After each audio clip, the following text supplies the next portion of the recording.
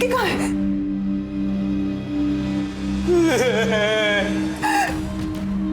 विक्की कहाँ है? हाँ?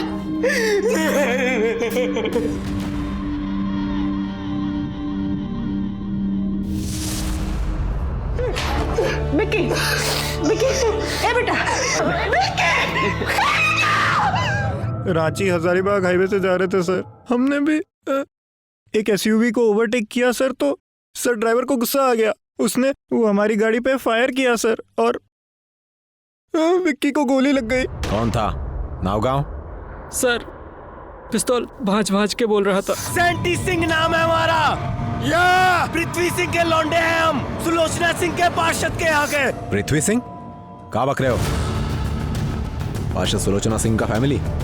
हाँ सर। कौन सा गाड़ी था? सर वो व्हाइट रंग का एसयूवी था। और तुम्हारा गाड़ी? सर ये लड़का लोग झूठ बोल रहे हैं। पृथ्वी सिंह का बेटा। हमको लगता है खुद ही अपने दोस्त को मारा, इल्जाम लगा रहा फालतू का।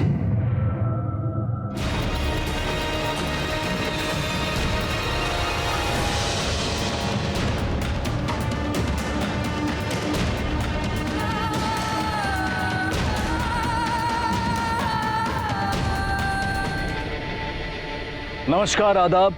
क्राइम पेट्रोल के युवा जागरूकता सप्ताह में आप सबका स्वागत है।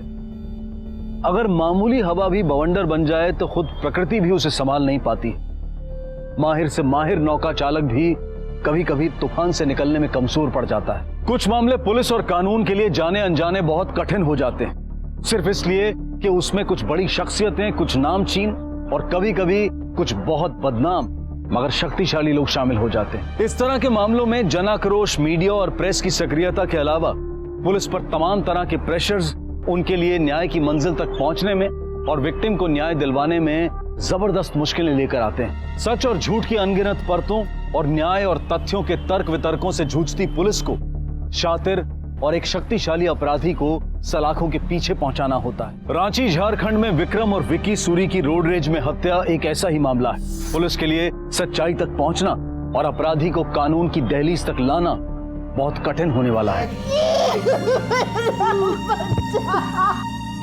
सर सुनिए, मैं पार्षद सुलोचना सिंह के बेटे। गाड़ी को थाना लेकर आओ। सर बोलिए ना सर, कुछ तो जवाब दीजिए। चलो प्लीज सर, मारने की वजह ये विक्की की कोई पुरानी रंजिश है। गाड़ी में बैठो। सर पार्षद सुलोचना सिंह के बेटे थे सर। सर कुछ तो जवाब दीजिए सर। गाड़ी में गोली के निशान मिले तो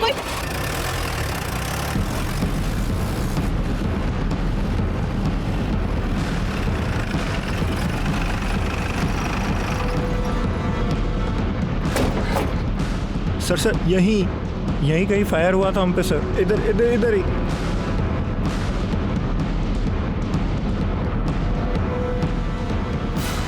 देखो यहाँ पर कहीं शेल मिलता है क्या? आओ। अरे तुम लोग यहाँ कुछ झगड़ा होते हुए देखा था क्या, या कोई गोली वोली चली थी यहाँ? माफ कीजिए साहब, आंख में मोतियाबिंद है और कान का ट्रीटमेंट चालू है। हम ना कुछ देखे हैं और ना हम कुछ सुने। काय झूठ बोल रहे साहब? दुगो गोली चला साहब। दो ही गोली? वो तो कह रहा था एक ही चली। साहब दुगो गोली चला था। जब पहले गोली का आवाज आया तो हम अंदर से बाहर आके देखा कुछ लोग आपस में फाइटिंग कर रहा साहब। और पहले छोटा गाड़ी वाला भागा, उसके पीछे बड़ा गाड़ी वाला उसको फॉलो किया और फिर एक गोली का आवाज और आया साहब।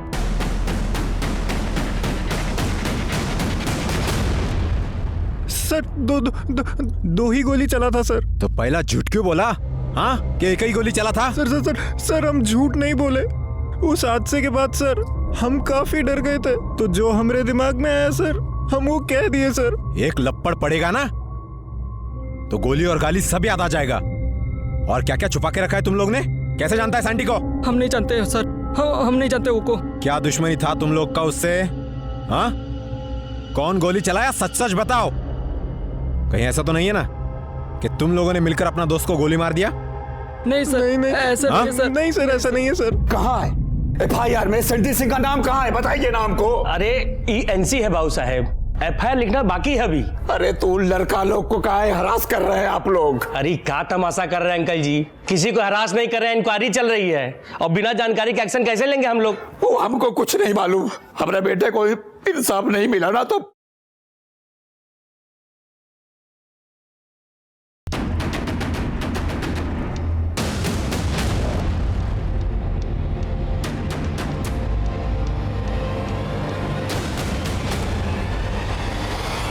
कहाँ से आ रहे थे तुम लोग? हाँ,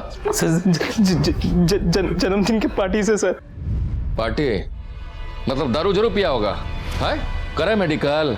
सर कोनो ही दारू नहीं पिया सर। गाड़ी कौन चला रहा था? हम चला रहे थे गाड़ी सर। हम काफी धीमी चला रहे थे। एसयूवी वाला हमारे आगे था। काफी देर उसके पीछे चलने के बाद हमने उसे ओवरटेक किया सर। गाड़ी का स्पीड क्या था? 60-70 होगा सर। सर वो सड़क सर काफी सकरा था, जगह ही नहीं थी उसे स्पेस देने की सर। जैसे हमारे बगल में आया वो हॉर्न मार के हमको गाड़ी साइड में लगाने बोला। हमने एकदम से गोली की आवाज सुनी तो सर हम काफी डर गए और गाड़ी कच्ची सड़क पे उतार दिया हमने।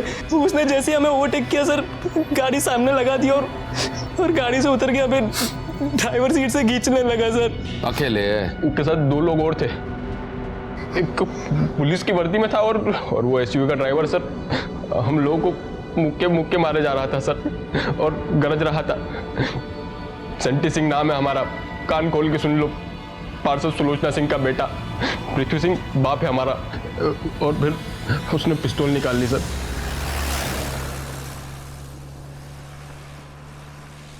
गाड़ी रोको। प्रसाद।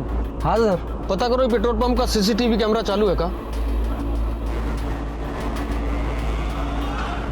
लेकिन निकलने वाले थे तब तक एक और गोली चला दी सर। कौन चलाया गोली? सर सेंटी वाला। तुम उसको देखा गोली चलाते हैं? जी सर। सर विक्की पीछे की सीट में बैठा था। गोली पीछे के कांच तोड़कर उसको लगा। एक बार चीखा और तुरंत फेंट कर गया वहीं पर। और सर इतना खून बह रहा था कुछ समझ में नहीं आ रहा था। माइंड काम नहीं कर रहा था सर।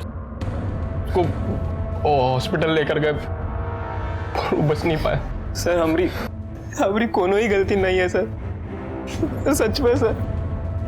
इसका मतलब है कि तुम उसका गाड़ी को ओवरटेक किया और तुम लोगों पर गोली चला दिया। क्या छुपा रहे हमसे? कुछ नहीं सर, जो वो बता ना दिया आपको। अब काहे छुपाएंगे आपसे? देखो, अगर वो सेंटी सिंह ही था ना तो बहुत पावरफुल लोग हैं वो लोग। अगर तुम लोग का बयान थोड़ा भी कमजोर हुआ या कोई भी बयान से पलटा या कोई बात दबा चपा रह गया ना तो समझो केस खत्म। समझे? सर जोन था वो हम आपको बता दिए सर, और कुछ नहीं है सर।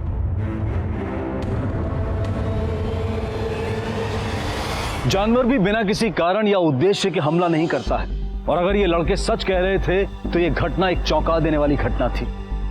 सिर्फ गाड़ी ओवरटेक करने के बदले में हत्या कर दी जाती। इंसान कितना निर्मम, कितना क्रूर हो सकता है, इस बात का इससे शर्मनाक उदाहरण नहीं हो सकता। एक आंकड़े के अनुसार हर साल लगभग 4 लाख से ज्यादा रोड रेज के मामले रजिस्टर किए जाते हैं। और रांची के इस मामले में पुलिस के सामने अभी कई चुनौतियां थी। पुलिस को अब भी तलाश थी उस पिस्तौल की जिससे हत्या हुई, हत्या में शामिल उस गाड़ी की, और लड़कों के अलावा कुछ ऐसे चश्मदीद गवाहों की जिन्होंने इस अपराध को होते हुए देखा हो और जो लड़कों द्वारा दिए गए बयान की पुष्टि कर सके। ज्यादातर आपराधिक मामलों में पुलिस के लिए ये मसले बहुत ही सीधे और गैर मामूली होते हैं, लेकिन यहाँ एक शातिर और शक्तिशाली परिवार के शामिल होने की वजह से पुलिस की ये साधारण प्रक्रिया भी उनके लिए बहुत मुश्किल होने वाली थी।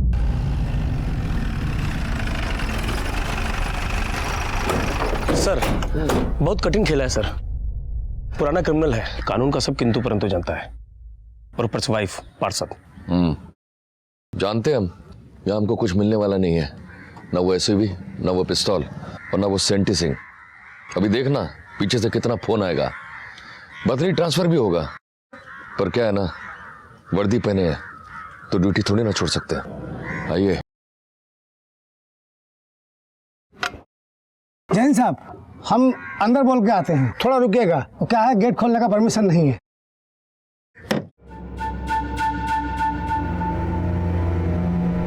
सर, थाना प्रभारी आए हैं।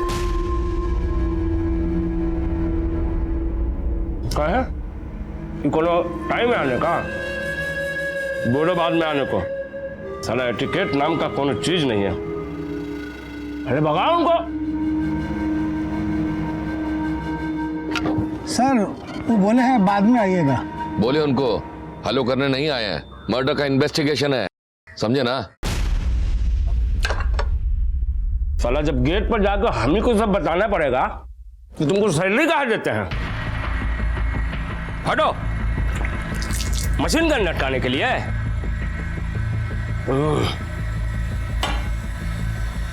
चलो गेट खोलो।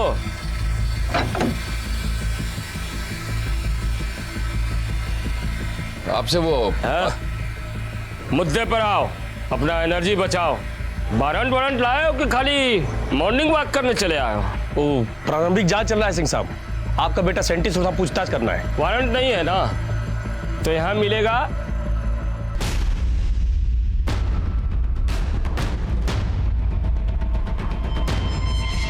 चलो गेट बंद करो ना। एक अदना सा पुलिस का इतना हिम्मत कि वो हमरे घर में घुसने का कोशिश कर रहा है। कीजिए आप कुछ, हाँ जल्दी कीजिए।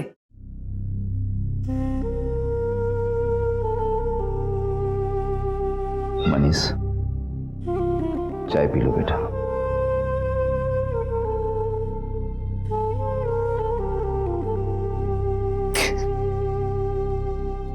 चाचा वो विकी हमारे पास ही बैठा था चाचा,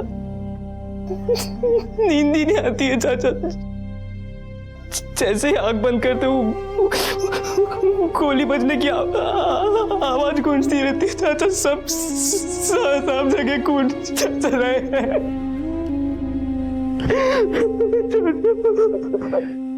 सर, पेट्रोल पंप का सीसीटीवी फुटेज आ गया है सर। लगाओ। सर ये देखिए सर, व्हाइट कलर का एसयूवी। ये एसयूवी क्राइम साइट के डायरेक्शन से एंटर होते हुए दिख रहा है सर।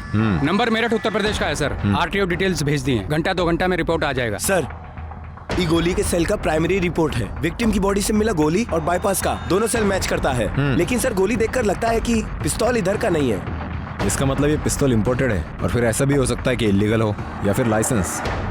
पृथ्वी सिंह और उसका फैमिली, खासकर सेंटी, जरा पता लगाओ कि इंपोर्टेड वेपन इन लोग के नाम पे दर्ज है क्या। जी सर, वैसे बंगले के आसपास अपना आदमी नजर रखा हुआ है। सेंटी के बैठाते ही इंटरोगेशन के लिए उठा लेंगे सर। लेकिन जो अभी तक नहीं मिला वो पक्का अंडरग्राउंड हो गया होगा।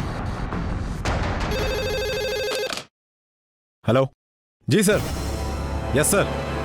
सर पार्षद का फैमिली को कोई हरेसमेंट नहीं हो रहा है सर। हम जो भी कर रहे हैं पुलिस के प्रोसीजर के हिसाब से कर रहे हैं सर। सर हमारे पास आई विटनेस है सर। सर नो सर, पार्षद के फैमिली को कोई ट्रबल नहीं होगा। Yes sir. जय हिंद सर।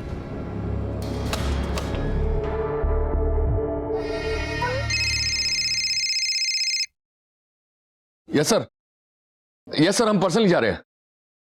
ये हाँ, हमको सर्च वारंट मिल गया सर। यस सर, हाँ ओके।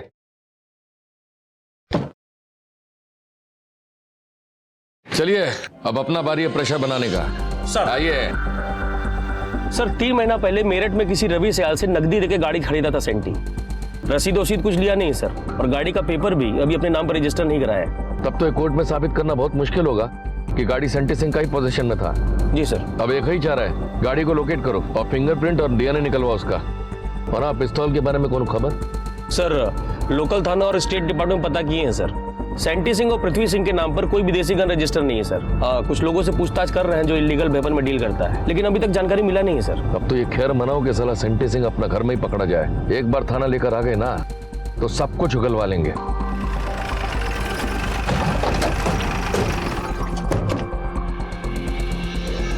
दरवाजा खोलिए। सर दरवाजा खोलने का परमिशन नहीं है। परमिशन हम देते हैं। Search warrant. ये सब हो क्या रहा है? तुम्हारे पार्षद होते हुए पुलिस गेट पे खड़ी है।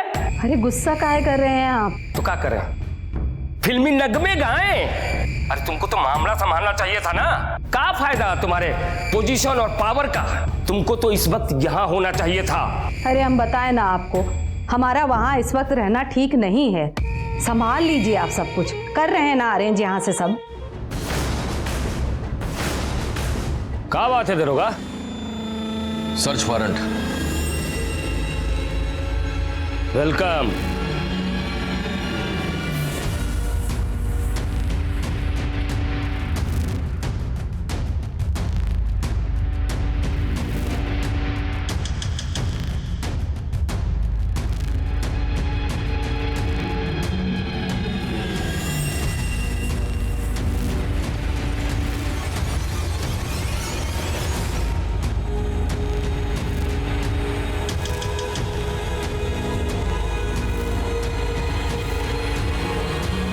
सर कोनो कागज नहीं मिला है, ना गाड़ी का ना पिस्तौल का।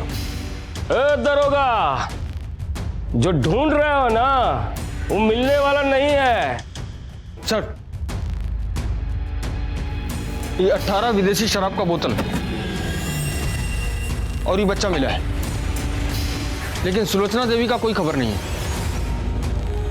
आप लोग सर पृथ्वी सिंह को अवैध शराब रखने और बाल मजदूरी के जुर्म में अरेस्ट किया है। पास सुलोचना सिंह भी गायब है। एसपी ऑफिस से उनके लिए भी लुकआउट नोटिस जारी हुआ है। चलिए। सब साजिश है हमारी फैमिली के खिलाफ। लेके आंको, सब साजिश है। हमारी पत्नी सुलोचना सिंह के राजनीतिक प्रतिद्वंदी और पुलिस मिलकर ये सब खेल खेल रही है। ये बच्चा और दारू हमारे घर में प्लान किया गया है। हमारे बेटे को फंसाया जा रहा है। तो सर अभी आपका बेटा सेंटी सिंह कहाँ है? अरे दिल्ली में है, आईएएस की तैयारी कर रहा है। और क्या? अरे पढ़ने लिखने वाला छात्र है, कोई क्रिमिनल थोड़ी है। अरे हम हाई कोर्ट तक जाएंगे। साला, जितना मारना है मार लो। लॉकअप में यातना देने का मुकदमा ठोकेंगे तुम लोगों पर। कितना देर रख पाओगे हमको लॉकअप में? हमारा वकील गया है कोर्ट ऑर्डर लेने। यहां से जाएंगे हॉस्पिटल और वीआईपी ट्रीटमेंट में रहेंगे। यातना का लेखा जोखा है ना, हम भी कोर्ट को देंगे। गेम जो है ना, दोनों तरफ से खेला जा सकता है। अरे फिक्र की कौनो बात नहीं है। ये तो वक्त बताएगा कि कौन कितना अच्छा गेम खेलता है। मालूम है ना हमारी वाइफ कौन है? मालूम है ना? बलगम चिलगम जितना थूकना है थूक ले, कुछ फायदा नहीं होने वाला है। और तुम्हारा पार्षद मिसेस वो भी बहुत जल्द पकड़ा जाएगा। फिर तुम्हारा ये पावर पोजीशन हमारा पुलिस वाला ऐसा ठंडा करेगा ना कि याद रखोगे। और हाँ, अच्छा है कि हमारे साथ कोऑपरेट करो तो तबीयत बहुत अच्छा रहेगा। और जो नहीं किया ना तो फैमिली का एक एक मेंबर ना धीरे धीरे बीमार पड़ना शुरू हो जाएगा। समझे ना? कर रहे हैं 2 दिन से तो हम यही सुन रहे हैं, पर हो कुछ नहीं रहा है। साहब जेल में है और सेंटी देखिए पुलिस केस बना रही है, सबूत गवाह प्लांट कर रही है हमारे खिलाफ। जल्दी कुछ कीजिए, केस रफा दफा कीजिए, ऊपर तक बात करिए, कुछ भी करके। देखिए हम सब लोग इनोसेंट हैं। वैसे आपको याद है ना, अभी पिछला महीना ही आपके भतीजे को पेट्रोल पंप का लाइसेंस दिलाए हैं हम। हाँ ठीक है, थैंक यू। हत्या में शामिल पिस्तौल और गाड़ी का अब तक कुछ पता नहीं चल पाया था। पुलिस को शक था कि गाड़ी और पिस्तौल गायब ही नहीं हुए हैं, बल्कि डिस्ट्रॉय कर दिए गए हैं। और रही बात सेंटी की, तो सेंटी इस वक्त कहां है, इसके बारे में अब तक पुलिस को कोई खबर नहीं मिल पाई थी। लेकिन पुलिस इस मामले की नब्ज से कोसों दूर थी। सरकार और पुलिस पर पब्लिक और विपक्ष का दबाव लगातार बढ़ता जा रहा था। सुलोचना सिंह की पार्टी ने आखिरकार सुलोचना सिंह को पार्टी से सस्पेंड कर दिया। लेकिन विक्की के माता पिता जिन्होंने अपने बेटे को खो दिया, उसके दोस्त जिन्होंने अपने दोस्त को अपने सामने मरते हुए देखा, उनके दुख की कोई भरपाई नहीं की जा सकती।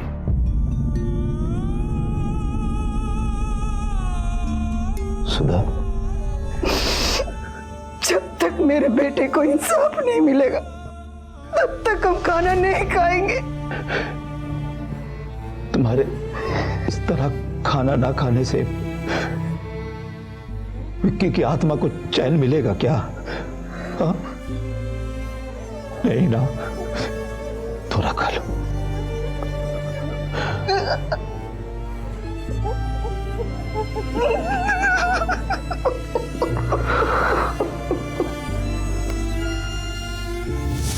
बाबा मुझे लो, मुझे बाबा मुझे लो, मुझे क्या हुआ?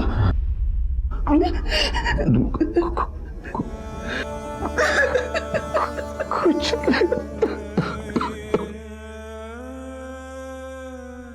शहर में विक्की की हत्या को लेकर बढ़ते जन आक्रोश के बीच पुलिस सेंटी और उसके द्वारा इस्तेमाल की गई पिस्तौल की तलाश कर रही थी।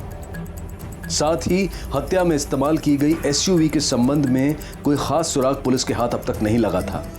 इलाके के हिस्ट्री शीटर इल्लीगल हथियारों में डील करने वाले अपराधियों की धरपकड़ और पूछताछ में पुलिस को कोई जानकारी नहीं मिली थी। पृथ्वी सिंह के परिवार को किसी ने कोई विदेशी हथियार नहीं बेचा था। पुलिस को पृथ्वी के गार्ड और ऑफिस स्टाफ के जरिए उसकी कई बेनामी प्रॉपर्टीज के बारे में पता चला और इस लिस्ट के आधार पर एक एक करके उसके ठिकानों पर छापे मारने शुरू कर दिए। चारों तरफ पूरा ढूंढो जरा, देखो कुछ मिलता है क्या? क्या हुआ साहब? क्या चल रहा है इधर? कुछ नहीं साहब, फैक्ट्री बंद हो गया है, मजदूर लोग आराम कर रहे हैं। आराम कर रहे हैं? चलो दिखाओ हमको क्या कर रहे हैं वहाँ। अरे साहब, अरे सुनो साहब, अरे साहब साहब साहब सुनो ना साहब। हटो हटो।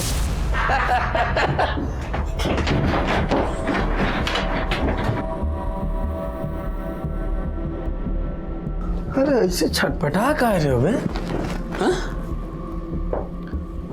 प्रणाम दरोगा जी, बड़ा सही समय पर आए हैं आप। देखिए मुर्गा पार्टी चल रहा था, आइए लीजिए आप भी पाइए। 7 दिन से पानी पिला रहे हो, अभी तुम हमको मुर्गा खिलाओगे? चलो थाने, देखो हम तुमको क्या क्या खिलाते हैं।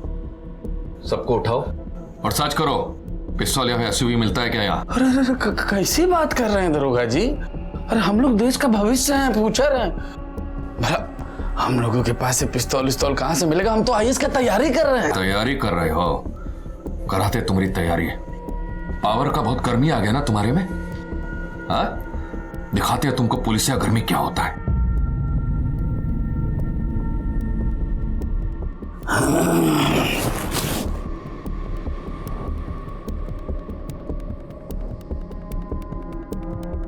दरोगा जी जब पावर है तो गर्मी तो होगा ना, हैं?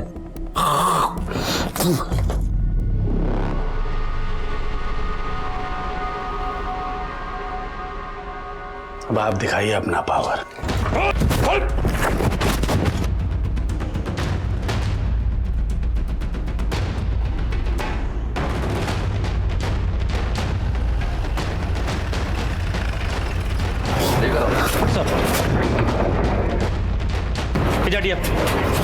लाइन दो।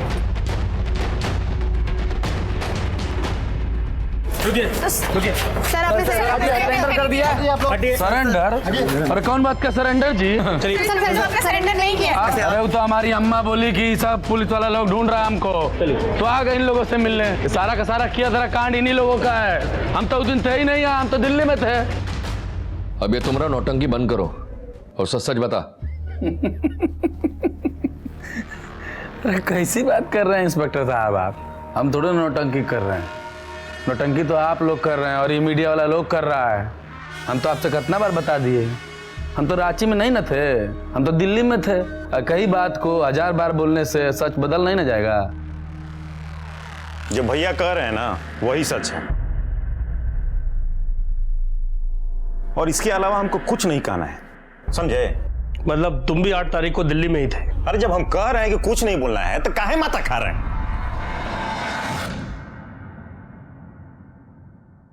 मोबाइल नंबर 7107011712 तुम्हारा ही नंबर है ना ये?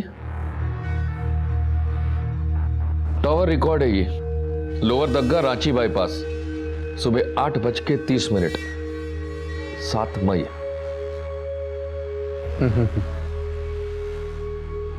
हम नहीं जानते ये सब, कोई हमारा मोबाइल हैक हो कर लिया होगा, वही है ये सब। वर्दी का मतलब समझते हो? कानून का हिफाजत और सच का साथ। और क्या किए तुम? अपने सामने अपराध होने दिए और अब मामला दबाने के लिए अपराधियों का साथ दे रहे हो। देखो बचोगे नहीं, 3 ठवाई विटनेस हैं। जब कोर्ट में खड़ा होकर सच बोलेगा ना, तब देखते हैं कि कितने दिन रहती है तुम्हारी नौकरी और वर्दी दे पे। सर हम कुछ बोले? हाँ बोलो सर। मिक्सर प्लांट में मिला ये हमको। अरे दरोगा जी आपको जो जो प्लांट करना है करते ना जाइए, कौन रोका आपको? ज्यादा होशियारी दिखाने का जरूरत नहीं है, तुम्हारा उंगली का निशान है इस पे। होशियारी हम नहीं दिखा रहे हैं दरोगा जी, होशियारी आप लोग दिखा रहे हैं। हम तो पहले ही बता दिए कि हम तो ये बंदूक दखबे नहीं किए हैं, तो हमारा उंगली का निशान कहां से आ गया इस पर? और एक बात बता दे दरोगा जी आपको, हम अगर बदनाम हैं तो आप लोग भी कम बदनाम नहीं हैं। चलते कोर्ट में, देखते हैं किसका बात माना जाता है, हैं?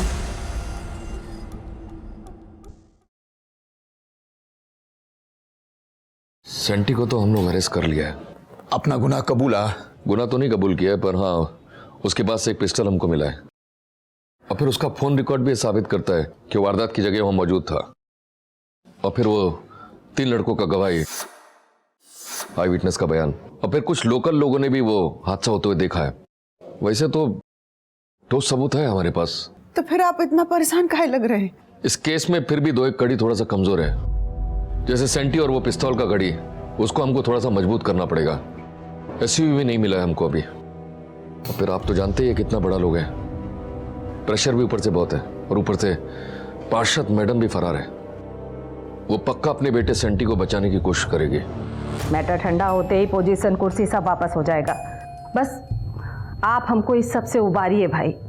अरे कैसे उबारेंगे ये भी हम आपको बताएंगे। सबूत गायब कीजिए, पिस्तौल गायब कीजिए, गवाह तोड़िए, अरे और नहीं तो कुछ जांच अधिकारी का ट्रांसफर करवाइए। हमको हमारा बेटा हमारे बगल में चाहिए। अब आप कैसे करते हैं ये सब आप जानिए, हम नहीं। अरे सुधा, चाय बना कि नहीं? सुधा, अरे चाय। दूध है, खत्म हो गया है। चाची हम ले आते दूध। अच्छा बेटा। इस केस में कुछ ऐसे लोग भी शामिल थे जो जेल की सलाखों के पीछे से भी इस केस की धारा बदल सकते थे और लगातार उसे बदलने की कोशिश कर रहे थे। सर, उस सेंटिया का पिस्तौल वाला मैटर क्लियर हो गया है। का? हाँ सर। पकड़ो जरा।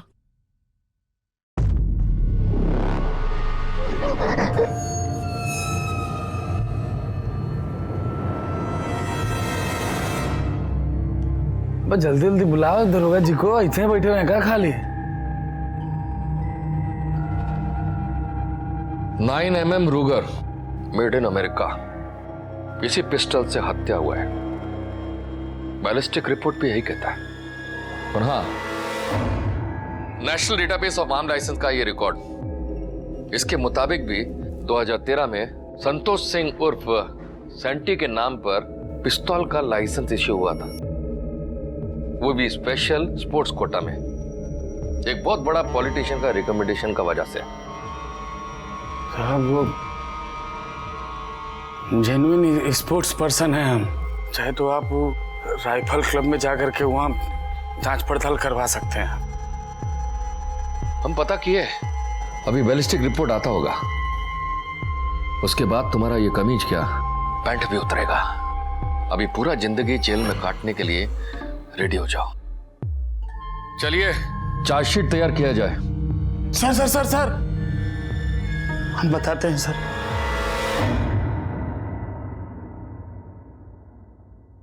क्या हुआ? मनीष अभी तक नहीं आया का? पता नहीं कहाँ रह गया। मनीष की मम्मी का फोन है। हाँ भाभी जी बोलिए। कैसे? क्या हुआ? मनीष की मम्मी का कहना है उसका तबीयत अचानक खराब हो गया है। सर हम अपना एसयूवी से जा रहे थे, ये लड़का लोग अपना गाड़ी से आगे आगे जा रहा था और हम लोग बस इनको ओवरटेक करके आगे चले गए और ये लोग हमको पीछे से हॉर्न बजाने लग गए, चिचियाने लग गए। अब हमारा रास्ता बिल्कुल सकरा सा था, ज्यादा जगह नहीं था उसमें, इतना पॉसिबल नहीं था कि हम उनको जगह दे सके। वो लोग हमको ओवरटेक करके आगे आ गए। सर हमको बाहर निकलना पड़ा उनसे बातचीत करने के लिए और वो लोग लगे हमको कूटने। फिर सर हम अपना पिस्तौल निकाले और बाय मिस्टेक हमसे गोली चल गया। हमारा इरादा उनको मारने का नहीं था। मम्मी कसम खा के कर रहे, भगवान कसम, मारना नहीं चाहते थे।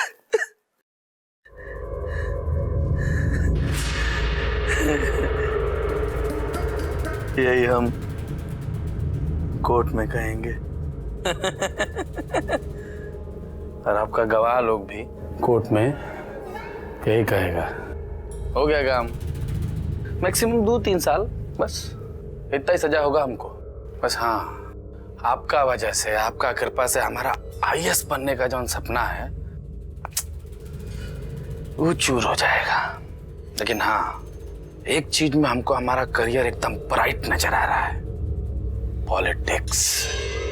वो कहा है कि आप लोग हमको बड़ा पॉपुलर कर दिए हैं, अब इलेक्शन जीतना इजी हो जाएगा।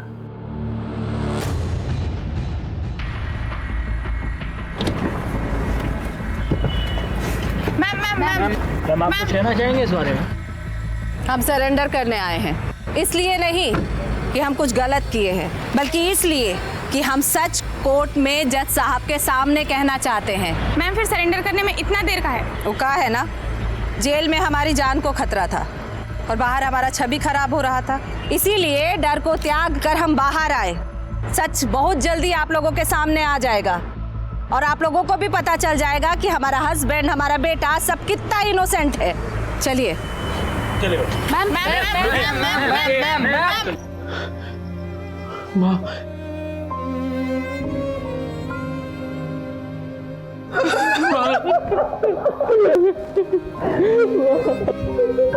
क्या हो गया माँ?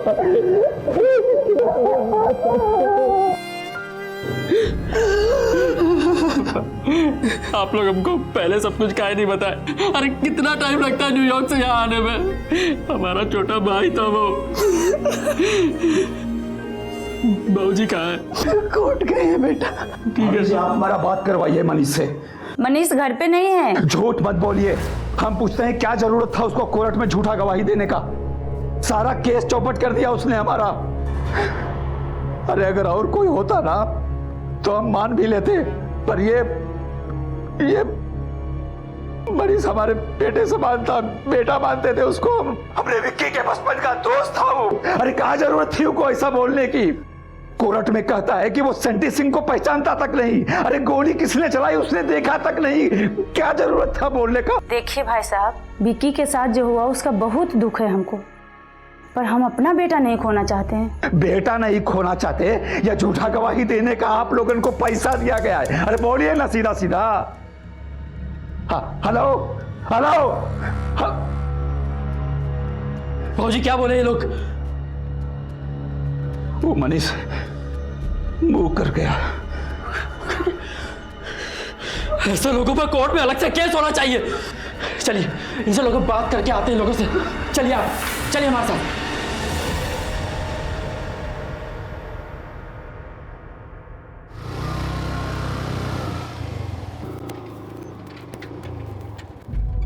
ए परवीन, परवीन रोक। क्या हुआ बाबूजी? 1 मिनट बेटवा। अरे क्या हुआ? क्या ए मनीष, काहे की रे तू लोग ऐसा? काहे की है बोल ना। अरे हम कुछ पूछ रहे हैं तुझसे। दोस्त को बेच खाए तुम लोग बेशरम। कोर्ट में काहे झूठी गवाही दिए रे? हाँ? देखिए हम जो देखे वो बोल दिए। देखिए चाचा, वो जो गोली है ना वो पीछे से चल रहा था और हमारा गाड़ी आगे चल रहा था, तो हमें नहीं पता कि गोली सैंटी ने चलाया था नहीं, तो हमें जाने दीजिए। काहे के लिए किए? चाचा सॉरी मनीष। अरे चाचा, परवीन भैया प्लीज लेके जाइए चाचा को, प्लीज। हो जा ठीक है। झूठ बोलना आसान है, इसीलिए वो कमजोर और डरपोक की आत्मा में छिपा रहता है। कोर्ट में ट्रायल विटनेस के दौरान ना सिर्फ विक्की के 2 दोस्त नकुल और मनीष मुकर गए, बल्कि आगे चलकर जुलाई और अगस्त के महीने में 2 जजेस और पब्लिक प्रोसिक्यूटर का तबादला भी कर दिया गया। केस की तहकीकात पर कई सवाल उठने लगे। आरोप लगा कि यहां पर सच्चाई को दबाने और शक्तिशाली लोगों को बचाने की कोशिश की जा रही है। पुलिस पर आरोप लगा कि उन्होंने गवाहों से जबरदस्ती बयान लिए और झूठे एविडेंस प्लांट किए। अक्टूबर का महीना आते आते ये लगने लगा कि इस केस में चाहे जो भी हो जाए लेकिन न्याय नहीं होगा।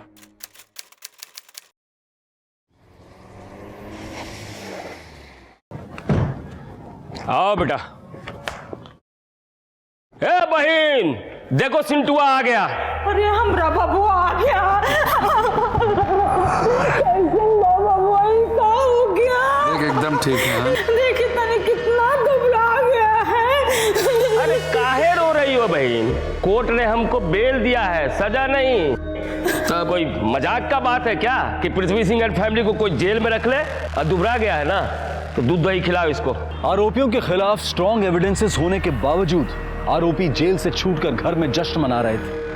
प्रोसिक्यूशन को कानून की नजर में झूठा और इनसफिशिएंट करार दिया गया था। ये सब तो ठीक है सेंटी, एक बार तुम्हारी मम्मी को जेल से छुड़ा ले बस, फिर देखो। बताया ये जा रहा है कि प्रोसिक्यूशंस के मुख्य 2 गवाह विटनेस ट्रायल के दौरान मुकरने और सबूतों के अभाव के कारण कोर्ट ने जमानत की मंजूरी दे दी। बाबूजी हम तो पहले ही बोले थे, कानून टच तक नहीं कर सकते हैं लोगों को।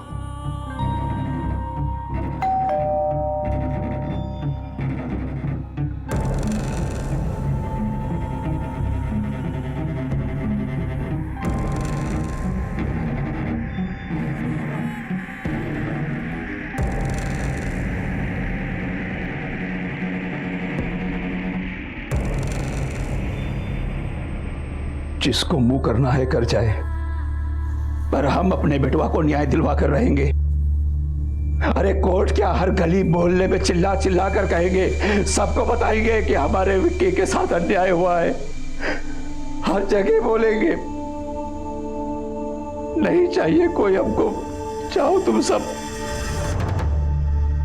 कहते हैं ना, न्याय की अपनी एक आवाज होती है जो लोगों की आत्मा से निकलती है और उसे रोका नहीं जा सकता। और यही आवाज रांची की सीमाओं को तोड़ती हुई राज्य और केंद्र सरकार के गलियारों तक जा पहुंची। गोली चला, वो भी सेंटी के पिस्टल से चला, पर सेंटी ने चलाया या किसी और ने चलाया ये किसी को नहीं मालूम। सुप्रीम कोर्ट है ना, अपील की तैयारी कीजिए। होम मिनिस्ट्री से मंजूरी आ गई है। चाय मंगाइए। सर। कमाल कर दिया वकील साहब आपने। कमाल हम नहीं, सरकार कर रही है। गुंडागर्दी और अन्याय के खिलाफ जीरो टॉलरेंस। क्या बात है दरोगा, निशाचर हो गए हो का? तुम्हारा बेल कैंसिल हुआ है। का? बेल कैंसल, समझे? 5 सितंबर तक तुम लोगों का जो ट्रायल है ना, खत्म करने का ऑर्डर है सुप्रीम कोर्ट से। चलिए, बहुत काम बाकी है। चलिए। चलो। दरोगा, सारा कोर्ट कचहरी बिगाड़ के रख देंगे दरोगा।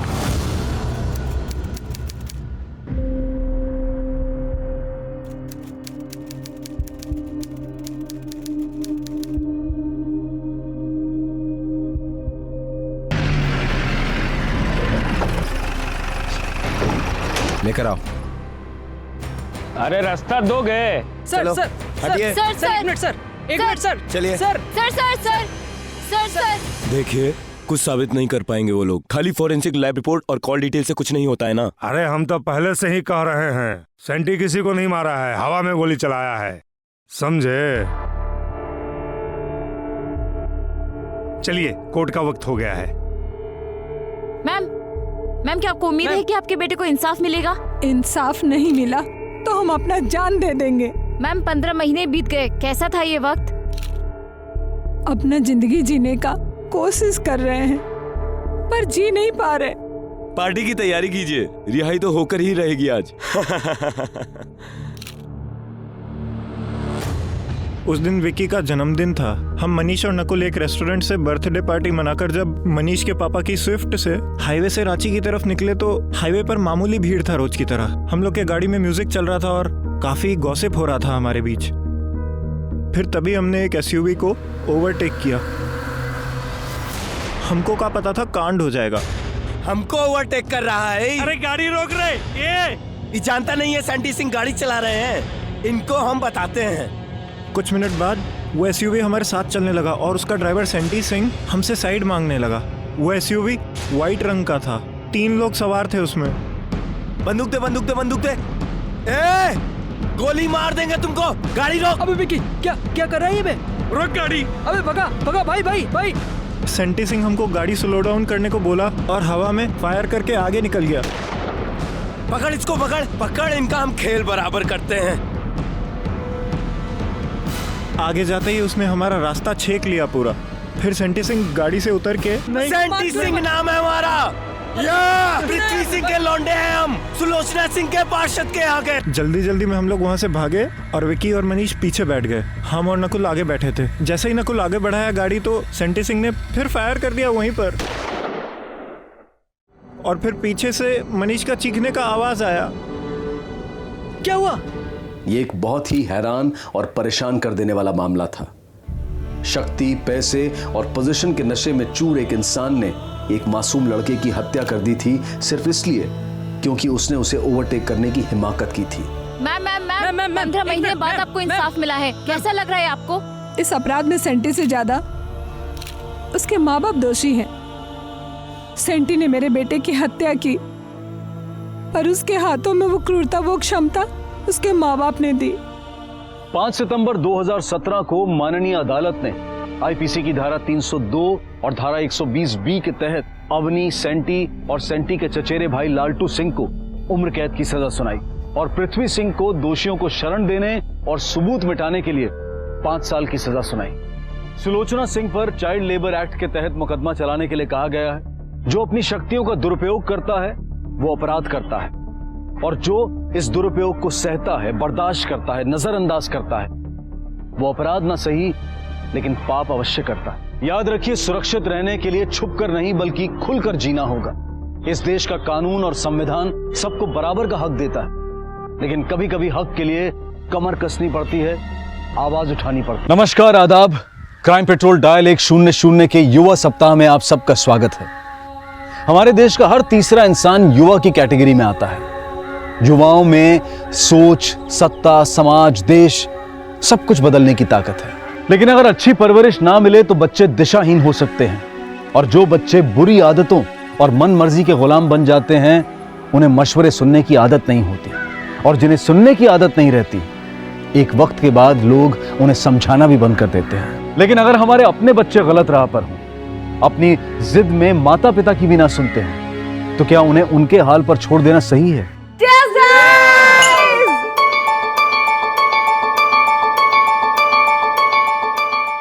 पता ही नहीं चला कब जिंदगी खाली होती हुई आखिरी जाम के जैसी हो गई। दिल चाहता है कि ना ही ये जाम कभी खत्म हो और ना ही तेरे साथ ये जश्न, लेकिन सच आंखें दिखाते हुए कहता है कि बस एक घूंट भर है तेरी जिंदगी और ये जश्न भी।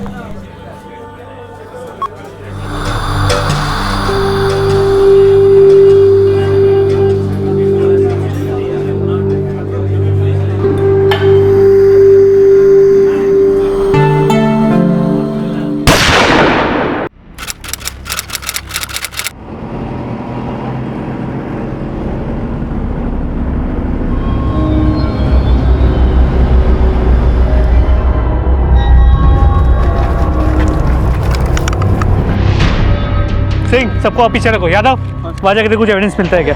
चलो पीछे। इसके पास तो कोई आईडी, मोबाइल या पर्स कुछ भी नहीं मिला सर। ठीक है, आसपास देखो।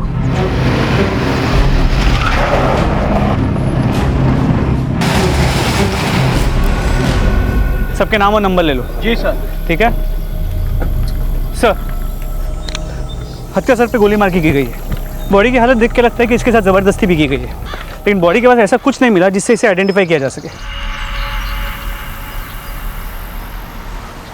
इसे मारने वाला शातिर रहा होगा, इसलिए इसकी पहचान की कोई लीड नहीं छोड़ी। जख्म सूखा हुआ लग रहा है, शायद ये हत्या 10-12 घंटे पहले हुई है। जी सर, लेकिन आसपास कहीं भी खून के छींटे नहीं मिले, ना ही कोई एम्प्टी बुलेट शेल। इसका मतलब है हत्या कहीं और हुई। इसकी तस्वीर हर पुलिस स्टेशन में भिजवाओ, चेक करो इसकी कोई मिसिंग कंप्लेंट है क्या। जी सर।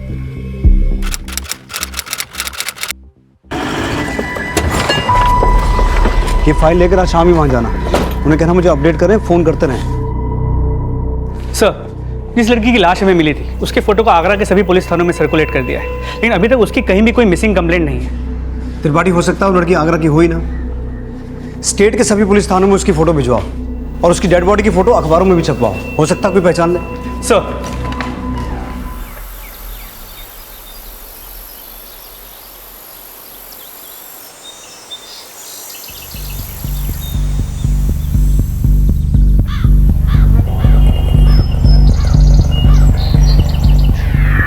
हेलो, डेड बॉडी तो मिल गई, लेकिन शायद अब तक पहचान नहीं हुई।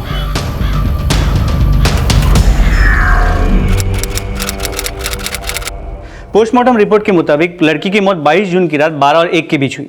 इसे एक .315 बोर के कंट्रीमेंट पिस्टल से पॉइंट ब्लैंक रेंज से शूट किया गया, और फिर बुलेट उनको चाकू से गोदा गया। तो शायद रेप बंदूक की नोक पे किया गया, और बुलेट वुंड में चाकू गोद कर बुलेट निकालने की कोशिश की गई ताकि मर्डर वेपन से भी मर्डर की कोई पहचान ना हो। लेकिन सर, इसके खून में काफी ज्यादा मात्रा में अल्कोहल मिला है। रेप तो बंदूक की नोक पे हो सकता है, मगर इतना ज्यादा अल्कोहल जबरदस्ती तो नहीं पिलाया गया। इसके अलावा इसके पेट में खाने के ट्रेसेस भी मिले, मतलब हो ना हो मरने से पहले जिसके साथ भी थे उसकी जान पहचान वाले ही थे। तो तुम कहना चाहते हो कि इसने अपने कातिलों के साथ बैठ के शराब पी, लेकिन इसकी संगत में कौन कौन था वो तो इसकी पहचान होने के बाद ही पता चल पाएगा। पर लगता है कि अपनों के लिए भी गैर थी। इसे मरे 1 हफ्ता हो गया और अब तक किसी ने कोई मिसिंग कंप्लेंट भी नहीं लिखवाई, और वहाँ शवगृह वाले इसकी क्रिमेशन की परमिशन मांग रहे हैं। डीएनए सैंपल प्रिजर्व करवा के उसकी बॉडी को क्रिमेट करवा दो, और हाईवे के आसपास जितने भी ढाबे और ठेके हैं वहां से पता करो। हो सकता है हत्या वाली रात ये वहां किसी के साथ देखी गई हो, और इसकी पिक्चर्स को सोशल मीडिया पर भी डालो, हो सकता है इसकी पहचान के बारे में कुछ पता चले। लेकिन उस लड़की के साथ ऐसा क्या हुआ था कि कोई उसकी खोज खबर लेने सामने नहीं आया, और लावारिस मानकर उसका अंतिम संस्कार करना पड़ा। उसकी आत्म शांति के विधान में उसका नाम अमुक पड़ा गया। तो क्या उसका नामकरण करने वाले अब नहीं थे? क्या उसके दोस्त, दुश्मन, रिश्तेदार, जान पहचान वालों ने ही उस अज्ञात के प्राण छीने थे और इसीलिए अब तक कोई पहचान के लिए सामने नहीं आया था?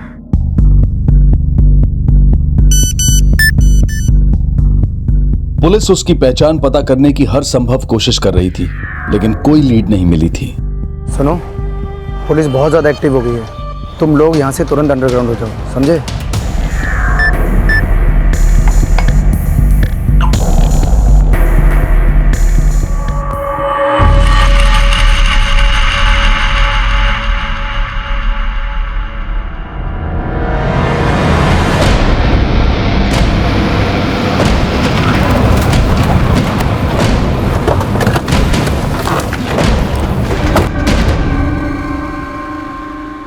सर हेमा तनेजा नाम है इसका। इसका घर कहाँ है? सर ये तो मुझे नहीं पता, हम तो बस ऑनलाइन फ्रेंड्स थे। अपने आप को इस लड़की का फ्रेंड बता रहे हो और ये भी कह रहे हो कि तुम इसके बारे में कुछ नहीं जानते? सर सोशल नेटवर्किंग साइट पे तो ऐसा ही होता है ना सर। दिखने में अच्छी लगी थी तो फ्रेंडशिप रिक्वेस्ट भेज दी और उसने 2 दिन बाद एक्सेप्ट भी कर ली। कभी कभार हाई हेलो हो जाती थी, इसके अलावा पर्सनली कुछ नहीं पता। त्रिपाठी, हेमा का प्रोफाइल एक्सेस करने की परमिशन लो और जैसे ही उसका फ़ोन नंबर मिले उसका एड्रेस निकालो। सर हेमा के सोशल मीडिया पेज से उसका नंबर मिला है जो गाजियाबाद के इंदिरापुरम के इस एड्रेस पर रजिस्टर्ड है।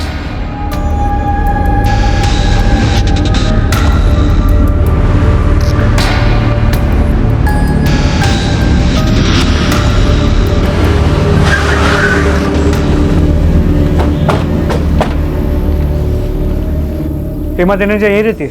हेमा तनेजा तो यहीं हमारे घर में ऊपर किराए पे रहती थी, लेकिन 3-4 महीने हो गए हैं वो शिफ्ट कर गई है। कहाँ शिफ्ट किया, कोई अंदाजा है? नहीं सर, ये तो मालूम नहीं है। यहाँ और कौन कौन रहता था उसके साथ? उसके साथ उसकी माँ रहती थी। पहले उसके फादर भी रहते थे, लेकिन कुछ साल पहले उनके फादर का देहांत हो गया। बात क्या है सर? हमें हेमा तनेजा की लाश मिली है, उसका मर्डर हुआ है। क्या? जी। हेमा की माँ का फ़ोन नंबर है आपके पास? नहीं सर, नंबर तो नहीं है मेरे पास, पर हेमा यहीं विजयनगर के किसी बार में काम करती थी। बार में? जी। क्या नाम है बार का? सर नाम तो नहीं मालूम, लेकिन हाँ वो एक हुक्का बार है।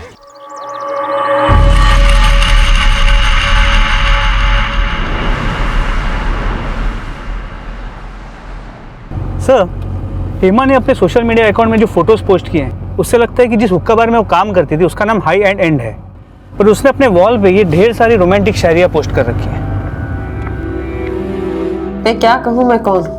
मैं तो कुछ भी नहीं, कोई भी नहीं।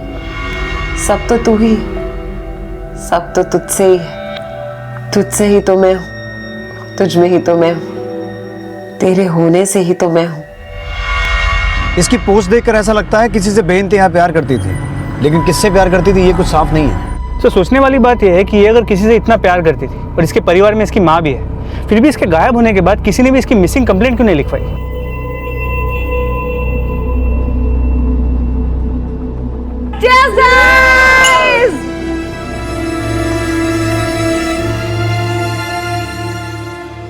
पता ही नहीं चला कब जिंदगी खाली होती हुई आखिरी जाम के जैसी हो गई। दिल चाहता है कि ना ही ये जाम कभी खत्म हो और ना ही तेरे साथ ये जश्न, लेकिन सच आंखें दिखाते हुए कहता है कि बस एक घूंट भर है तेरी जिंदगी और ये जश्न भी। त्रिपाठी, ये देखो, ये उसकी लास्ट शायरी और फोटोज हैं जो इसने पोस्ट की थी 22 जून की रात को 10:30 बजे, और उसी रात इसका रेप और मर्डर हुआ लगभग 12 और 1 के बीच। इसकी फोटोज देखकर लगता है ये किसी रेस्टोरेंट में है। शायद उसने जब ये पोस्ट और फोटो डाले थे, हो सकता है ये अपने कातिलों के साथ ही हो। सर क्या ये मुमकिन है कि वो जिस लड़के से प्यार करती थी वो उस रात उसी के साथ थी?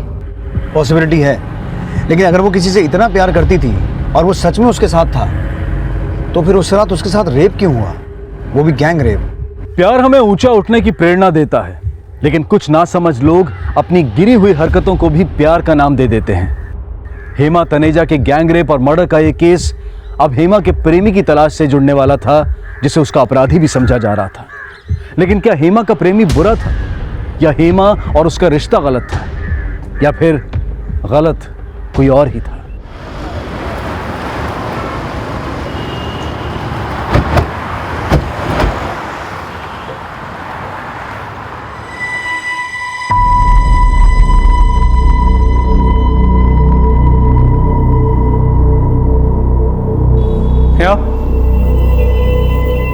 हेमा तनेजा यही काम करती है? जी सर। क्या बात है सर? आप लोग यहाँ? आप कौन? सर मैं रिद्धि, इस बार की मैनेजर। क्या बात है सर? हेमा तनेजा इसी बार में काम करती है? हाँ सर, हेमा यही काम करती है, लेकिन सर काफी दिनों से वो बार में आई नहीं। सर may I ask, क्या बात है?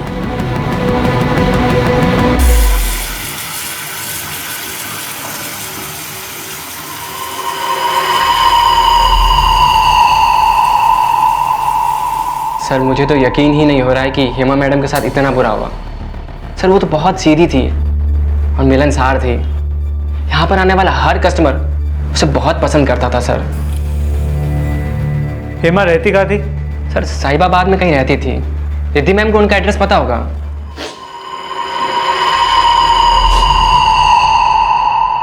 Are you alright? जी सर। क्या लगता है आपको हेमा के साथ ये सब कौन कर सकता है? हेमा तो बहुत ही हंसमुख लड़की थी, फिर ना जाने कौन उसका दुश्मन बन गया। हेमा का दोस्त कौन था? I mean, उसका अफेयर किससे था? सर ऐसा उसने कभी बताया नहीं, लेकिन हाँ कोई तो लड़का था जिसे वो दिलो जान से चाहती थी। उसे शायरी करने का बहुत शौक था, अक्सर कुछ ना कुछ लिखती रहती थी। तेरे इश्क में बदनाम हो गए, पर कोई गिला नहीं, क्योंकि अब तो इस बदनामी से भी इश्क हो गया है हमें। तेरे नाम के साथ बार बार हमारा नाम तो जुड़ता है। ओ हेलो, खाली दिमाग शायरी का घर। ये बिल बुक है, तुम्हारा कोई प्रोफाइल पेज नहीं। चलो get back to work. Sir Hema लड़की तो बहुत अच्छी थी, लेकिन शराब पीने की बहुत गंदी आदत थी उसे। सर वो शराब के लिए कभी भी किसी के साथ भी चली जाती थी। Bye bye. अच्छा सुनो, कल टाइम पर आ जाना। ऑलराइट? हाँ पक्का। Okay bye.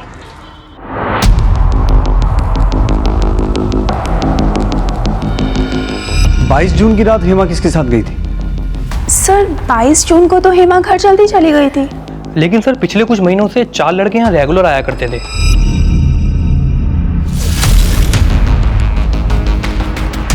सर वो चारों सिर्फ हेमा मैम के कारण ही यहाँ आते थे। सर खूब पैसा खर्च किया करते थे।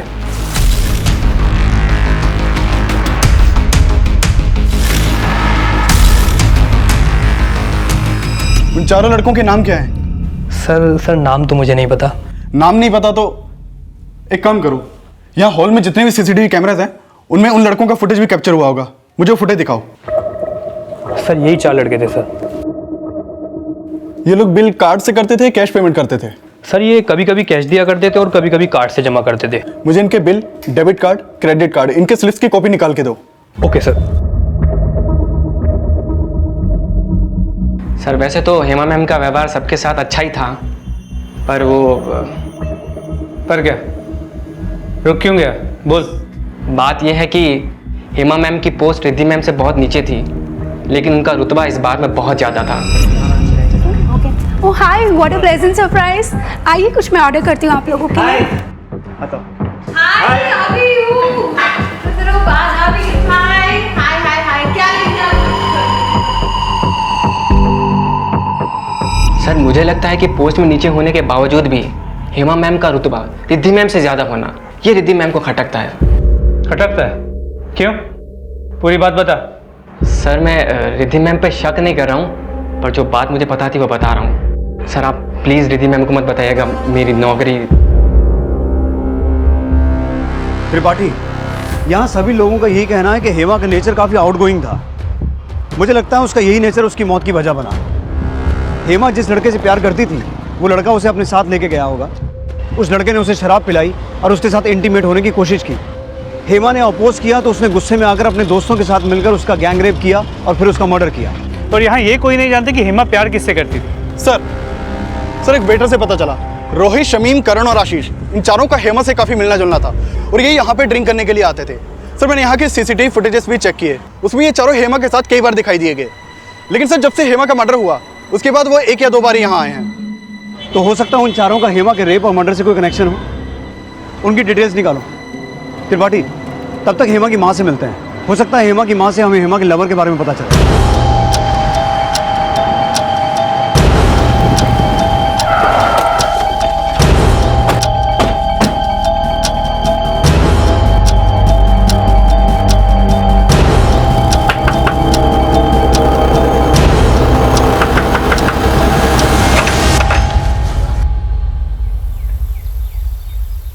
जी आप हेमा तनेजा की माँ हैं? जी, मगर वो अभी घर पर नहीं है, काम से दिल्ली गई हुई है।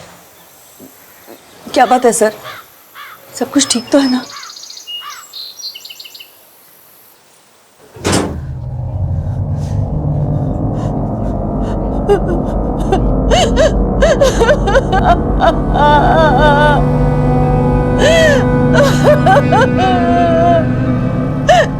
रेप करके फेंक देते उसे, बाहर क्यों डाला उसे?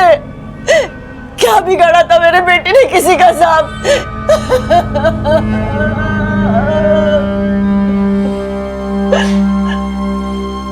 उस दिन किसके साथ गई थी वो? नहीं मालूम साहब।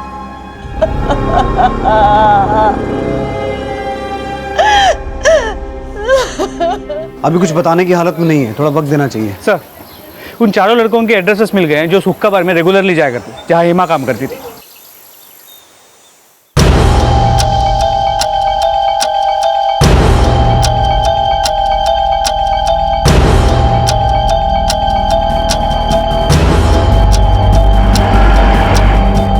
ठीक है यादव सर, उन चारों लड़कों में से रोहित और आशीष फरार और बाकी दोनों शमीम और करण पकड़े गए। यादव उन्हें थाने लेकर आ रहा है। 22 जून की रात 10 से 1 के बीच में कहां था तू? बोल। सर मुझे याद नहीं आ रहा सर। याद नहीं आ रहा? नहीं। अली। जी सर। याद करने का टॉनिक पिलाओ उसे। सर मैं सर घर में था शायद सर, मैं सच कह। दिल्ली आगरा हाईवे पे था तू। हेमा तनेजा का मर्डर और रेप तूने किया ना? सर नहीं सर, आप क्या बोल रहे हो सर? मैंने कुछ नहीं किया सर। झूठ मत बोल सर, मैं सच कह। और तू अकेला नहीं था, तेरे दोस्त भी थे। बोल कौन कौन था? मैं वहां नहीं था, मेरा यकीन कीजिए, मैंने कुछ नहीं किया। कुछ नहीं, तूने बहुत कुछ किया है। पहले हेमा के साथ बैठ के शराब पी, फिर अपने दोस्तों के साथ मिलकर हेमा का बलात्कार किया और उसे मार के फेंक दिया, है ना? सर मैं तो सर ठीक से जानता भी नहीं था सर। तू और तेरे दोस्त हेमा के साथ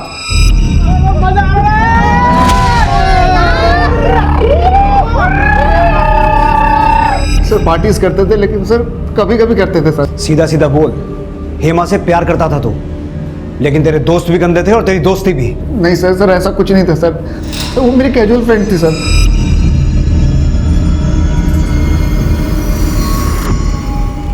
अगर तू उसका कैजुअल फ्रेंड था तो तुम चारों में से उसका स्पेशल फ्रेंड कौन था? मुझे नहीं मालूम वो कौन है, लेकिन मैं वो नहीं हूँ सर। मैं तो उसको अपनी बहन मानता था सर, मैं सच कह रहा हूँ सर। दारू पी के तुझे राखी बांधती थी वो? नकेल कसो इसके जब तक सच ना बोले। बहुत मुश्किल है तेरे इश्क में खुद को इस दुनिया का समझना। दुनियावी बंधन जब मुझे बांध नहीं पाते तो कह देते हैं कि मैं बुरी लड़की। कैसे समझाऊं इन नासमझों को कि मैं तो अब रही ही नहीं इस दुनिया की। सर, करण और शमीम तो मुंह नहीं खुल रहे, और वो बाकी दोनों आशीष और रोहित, उन दोनों का लुकआउट नोटिस सभी थानों में भेज दिया है। सर, कहीं हेमा जिस लड़के से प्यार करती थी वो आशीष या रोहित में से तो नहीं? हेमा के सोशल नेटवर्किंग अकाउंट में उसके काफी लड़के दोस्त हैं, लेकिन जब मैंने उसकी चैट हिस्ट्री चेक की तो वो लड़कों से ज्यादा बात नहीं करती थी। वो रहती एक साधारण से घर में थी, लेकिन उसका लाइफस्टाइल कुछ अलग था। इस केस को सही दिशा में ले जाने के लिए हमें उसके कैरेक्टर को भी समझना होगा।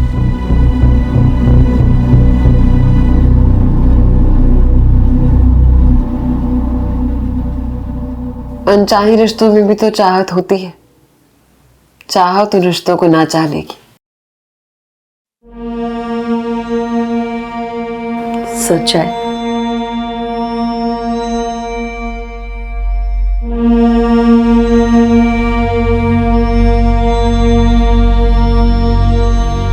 नहीं सर,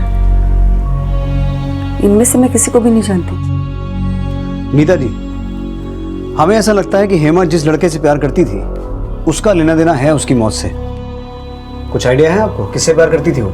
नहीं सर, मैं नहीं जानती वो किसी से प्यार भी करती थी। हेमा ने आपको कभी कुछ नहीं बताया? नहीं सर। हेमा सोशल मीडिया में इतने सारी रोमांटिक शायरियाँ पोस्ट करती थी, उसके कमरे में ये पोस्टर्स, ये कार्ड्स। आपको कभी भी ऐसे नहीं लगा कि वो किसी के प्यार में है? हेमा इतने दिनों से गायब थी, उसका फोन भी ऑफ था। तो आपको अपनी बेटी की इतनी भी चिंता नहीं हुई कि आप उसकी मिसिंग कंप्लेंट दर्ज करवा दें? सर वो अक्सर कई कई दिनों तक घर के बाहर रहती थी, और वो जब घर में भी होती थी तब भी हमारी ज्यादा बातचीत नहीं होती थी। माँ बेटी होकर भी अजनबी से बनकर रह गए थे एक दूसरे के लिए। हेमा को मेरा टोकना पसंद नहीं था, इसलिए मैंने उसके नादानियों को अनदेखा करना शुरू कर दिया। पर मुझे हार नहीं माननी चाहिए थी। प्यार से नहीं मानती तो सख्ती से समझाना चाहिए था उसे। काश मैं ऐसा कर पाती तो मेरे हेमा के साथ इतना बुरा नहीं होता। सर अजीब बात है, हेमा सोशल मीडिया पे अपनी छोटी सी छोटी बात एक्सप्रेस करती थी, लेकिन यहाँ अपने ही घर में अपनी माँ से ठीक से बात भी नहीं करती थी। त्रिपाठी, आजकल हेमा जैसे कई यंगस्टर्स बाहर की दुनिया से तो कांटेक्ट बनाए रखते हैं, लेकिन अपने करीबियों से कांटेक्ट खो देते हैं। सोशल मीडिया अपने से दूर रहने वालों को करीब महसूस करने का एक अच्छा जरिया है, लेकिन इसका असर यह भी है कि हम अपने करीब रहने वालों से दूर होते जा रहे हैं। हम दूसरों की पोस्ट की हुई पिक्चर्स को लाइक करने में घंटों बिता देते हैं, लेकिन अपनी माँ के हाथ के खाने की तारीफ करने की फुर्सत हमारे पास नहीं होती है। हम अपनी पोस्ट पर शेरो शायरी, ज्ञान की बातें भरते रहते हैं, लेकिन अपने जीवन साथी की तारीफ में दो बोल बोलना जरूरी नहीं समझते। सर हेमा के कॉल रिकॉर्ड के मुताबिक 22 जून को उसके नंबर से रोहित, आशीष, करण या शमीम इनमें से किसी से भी बात नहीं हुई थी, लेकिन उसकी इन दो नंबर से बात हुई थी। उसे आखिरी कॉल किसी काशिफ खान ने किया था और उसकी शाम 4 बजे किसी अमान खान से बात हुई थी। इन दोनों नंबर से वो कभी कभार बात किया करती थी। काशिफ और अमान, इनसे भी पूछताछ करो। जी सर।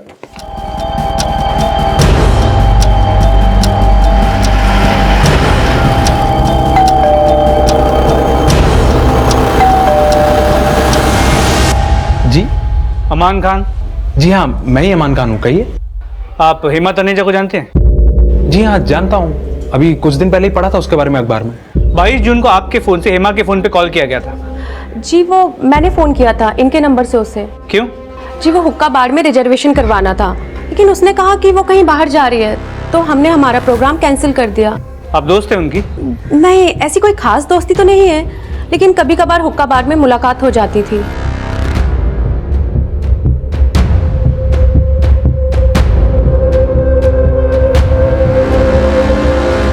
जो नंबर मार्क किए हुए हैं उनके कॉल रिकॉर्ड से।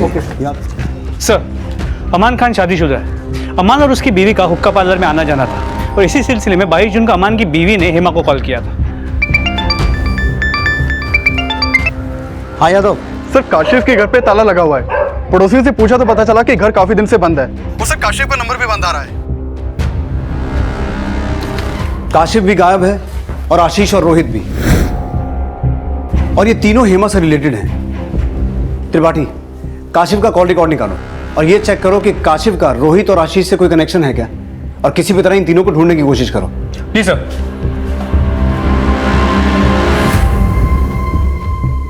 रोहित और आशीष के बाद अब काशिफ भी प्राइम सस्पेक्ट बनकर सामने आया। पुलिस को उन तीनों की तलाश थी और जल्द ही पुलिस को रोहित और आशीष की एक लीड मिली और उन्हें पुलिस ने अरेस्ट कर लिया। सर 22 जून को सर मैं गाजियाबाद में ही था, ना मैं उस रात आगरा गया सर, और ना ही हेमा से मिला। तेरा लैपटॉप है हमारे पास, अब सच सच बता, प्यार करती थी ना हेमा तुझसे? नहीं सर, मैं प्यार व्यार के चक्कर में नहीं पड़ता सर, इन चक्करों से बहुत दूर रहता हूँ सर मैं। तुझसे नहीं तो क्या तेरे फ्रेंड रोहित से प्यार करती थी? नहीं सर, हम लोग सिर्फ अच्छे दोस्त थे, उसकी दोस्ती तो कई लोगों के साथ थी। जानता हूं, उनमें एक नाम काशिफ खान का भी है। कहां छुप के बैठा है वो? कौन काशिफ सर? वही काशिफ जिसके साथ मिलकर पहले हेमा का गैंग रेप किया और फिर मर्डर। सर मैं काशिफ को नहीं जानता हूँ सर, मैंने कुछ भी नहीं किया सर। अगर कुछ किया नहीं था तो फिर तू भागा क्यों था? सर भागा नहीं था मैं, वो ना मैं मौसी के घर चला गया था। तेरा फोन चेक किया हमने, उसमें से सारा डेटा डिलीटेड है। ऐसा क्या था फोन में? सर कुछ गलत नहीं था फोन में। वो फोन में थोड़ा वायरस चला गया था, तो इसीलिए सब कुछ डिलीट करना पड़ा। पहले हेमा को मार के मौसी के घर भाग गया, फिर तेरे फोन में वायरस आ गया। तेरी तकलीफ थोड़ी कम करता हूँ, वायरस निकालो इसका। सर करण और शमीम की तरह आशीष भी मुंह नहीं खोल रहा, और ये रोहित भी कुछ नहीं बोल रहा। पर मुझे लगता है रोहित ही वो लड़का है जिससे हेमा प्यार करती थी, लेकिन रोहित का ध्यान सिर्फ मौज मस्ती में था। और जब उसे लगा कि हेमा उसके प्यार में पागल है तो उससे पीछा छुड़ाने के लिए रोहित ने अपने दोस्तों के साथ मिलकर ये कांड किया है। लेकिन से गायब तो काशिफ भी, और काशिफ ही वो आदमी है जिससे हेमा की आखिरी बार बात हुई। हो सकता है काशिफ इन लोगों के साथ शामिल हो। त्रिपाठी, हेमा की हत्या गोली मार के हुई थी। इन सभी लड़कों के बारे में फिर से एक बार पता करो। देखो, इनका कनेक्शन किसी इलीगल आर्म्स डीलर से तो नहीं है जहां से वो पिस्टल खरीदी गई। जी सर। सर काशिफ का उन चारों से कनेक्शन का कोई क्लू नहीं मिला, लेकिन पता चला पिछले दिनों रोहित छोटे छोटे होटल्स में रूम बुक करता था जहां वो अक्सर हेमा के साथ जाया करता था। सर ये होटल के बिल।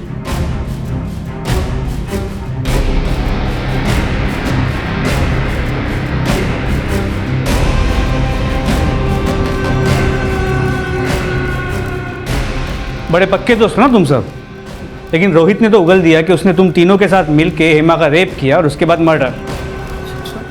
हमने कुछ नहीं किया सर, वो हमें फंसा रहा है। हाँ सर, हेमा का सबसे ज्यादा क्लोज तो खुद रोहित ही था सर। वो इन दोनों में रिलेशनशिप भी था सर। और काशिफ? सर हम किसी काशिफ को नहीं जानते sir. Robert lodge, Temptation, Blue Moon Lodge, Ekant Niwas, ऐसी बहुत सी जगह हैं जहां तूने हेमा के साथ अच्छा खासा वक्त गुजारा था। देख रोहित, अब चुप रहने का कोई फायदा नहीं है। तेरे दोस्तों ने तेरा भांडा फोड़ दिया है। उन्होंने बता दिया हमें कि तेरा हेमा के साथ क्या रिलेशन था। सर मैं मानता हूं कि हम लोग रिलेशनशिप में थे, लेकिन सर मैंने उसके साथ कुछ गलत नहीं किया है। सर मैं झूठ नहीं बोल रहा हूँ सर वो मैं उस टाइम डर गया था तो इसीलिए आपने झूठ बोला।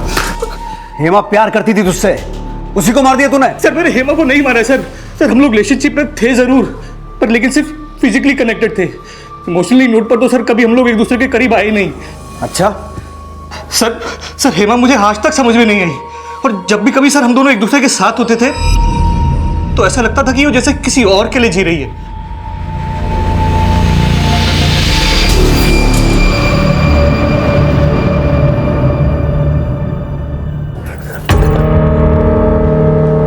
हेमा,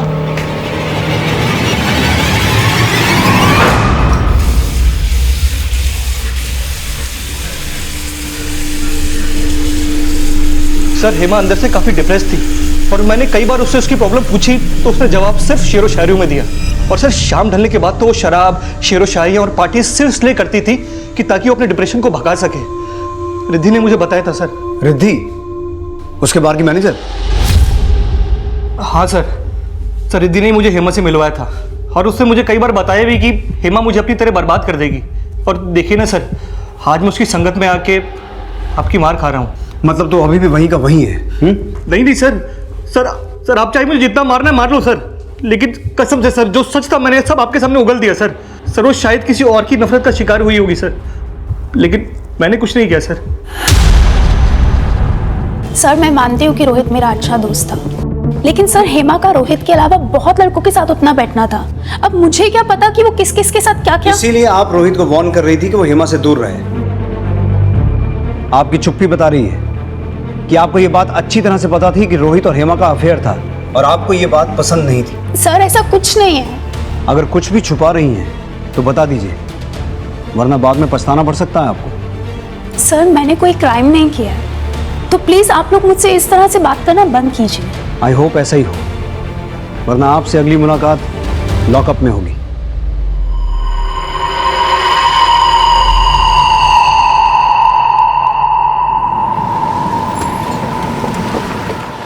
जैसे ही रिद्धि के कॉल रिकॉर्ड जाए मुझे अपडेट करो, और हेमा के मर्डर वाली रात उसकी एक्टिविटीज चेक करो।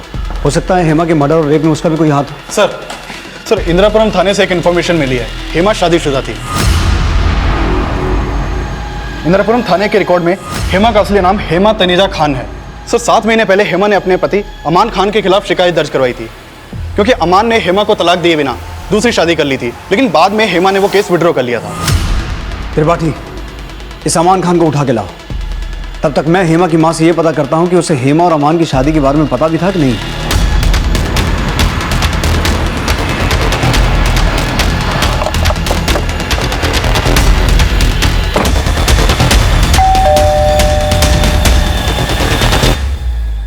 अमन को बुलाइए। अमान तो घर पे नहीं है। कहाँ गया? तो कहीं गया है काम से। जी सर, करीब 2 साल पहले हेमा ने अमान से लव मैरिज की थी। आपने हमें बताया नहीं कि वो शादीशुदा थी? सर आपने मुझे शादी के बारे में पूछा ही नहीं था। आपने ये पूछा था कि हेमा किससे प्यार करती थी। मुझे नहीं लगता वो अमान से प्यार करती थी, क्योंकि अमान को तो उसने 1 साल पहले ही छोड़ दिया था।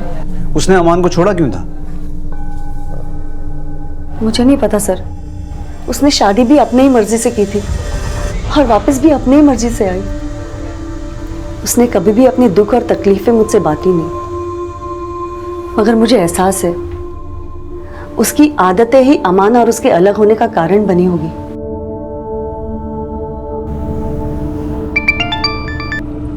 हाँ त्रिपाठी। सर अमान तो घर पे नहीं मिला। किसी भी तरह अमान को उठा के लेके आओ। जी सर। सर एक सेकेंड, सिंह इनको कैबिन में बिठा। सर अमान तो खुद थाने आ गया। अमान। जी सर। तुमने हमें पहले बताया क्यों नहीं कि तुम्हारी हेमा से शादी हुई थी? सर एक्चुअली वो सर ये उस दिन आप लोगों को सब सच बताने वाले थे, लेकिन हेमा की लाश की फोटो अखबार में देख के मैं डर गई थी, इसलिए शादी की बात छुपाई और वो फोन की बात भी झूठ थी। तो मतलब हेमा के मर्डर वाले दिन हेमा को फोन तुमने नहीं अमान ने किया था? जी हाँ सर। सर दरअसल बात यह है कि मुझसे अलग होने के बाद हेमा के काफ़ी सारे सर्टिफिकेट्स मेरे घर पे ही पड़े थे। उसने कई बार फ़ोन करके मांगे, बट सर मुझे वो सर्टिफिकेट्स मिल नहीं रहे थे। फिर उस दिन मुझे मिल गया तो मैंने उसे कांटेक्ट किया कि आकर ले जाए। सर यही वो सर्टिफिकेट्स है सर। तो फिर वो सर्टिफिकेट्स लेने आई क्यों नहीं? पता नहीं सर, उसने तो कहा था कि वो आके ले जाएगी, बट फिर हमने सुना है तुम्हारी हेमा से लव मैरिज हुई थी, तो फिर उससे अलग क्यों हुए? सर हुई तो लव मैरिज ही थी, बट कहीं ना कहीं उससे प्यार करना मेरी जिंदगी की सबसे बड़ी गलती थी। उसकी सुंदरता देखकर मैं उसकी तरफ अट्रैक्ट हो गया और इस अट्रैक्शन को प्यार समझ बैठा। मैंने अपने घर वालों से लड़ झगड़ कर उससे शादी भी कर ली।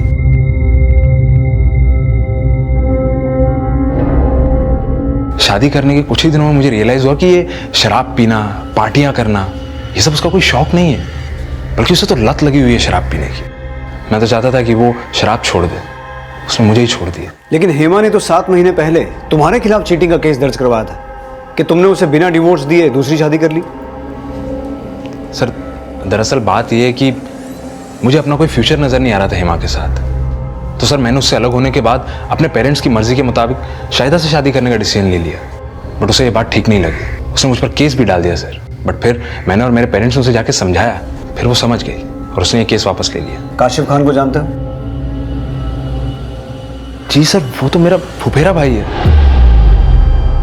पर उसे क्या हुआ?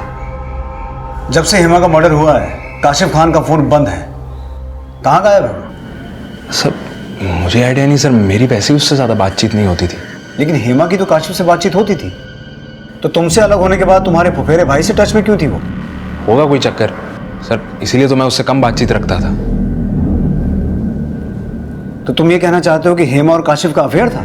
हाँ सर होगा सर, वैसे भी वो उसी के साथ बैठ के तो शराब पीती थी।